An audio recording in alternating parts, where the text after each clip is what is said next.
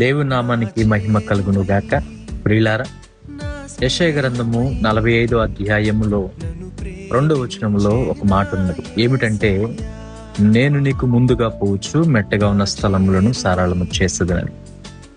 ఈ వాక్యము ఎందరైతే నిరీక్షణ కలిగి ఉంటారో వారికి ముందుగా కనపరచబడుతుంది. ఎంతమంది విశ్వాసముతో తమ జీవితంలో దేవుడు నా పక్షంలో ఉన్నాడు, ఆయన నాకు సహాయము చేస్తాడు అని నీ ప్రార్థన, విశ్వాసము, నమ్మకము, నిరీక్షణ కలిగి ఉందనే వారి ఎడల ఎంతగా నీవు దేవుని సన్నిధిలో ప్రార్థన చేస్తున్నావో నీ ప్రార్థనను బట్టి కూడా దేవుని వాగ్దానములు మన జీవితంలో నెరవేర్చబడతాయి. ఈ యెషయా గ్రంథము 45 అధ్యాయము 2వ వచనంలో ఉన్నటువంటి మాట, నేను నీకు ముందుగా పోవచ్చు, మెట్టగా ఉన్న స్థలమును సరళం చేస్తున్నట్టున్నాడు. అటువంటి వాగ్దానము మీ విశ్వాసము చొప్పున, మీ నమ్మకము చొప్పున మీ జీవితంలో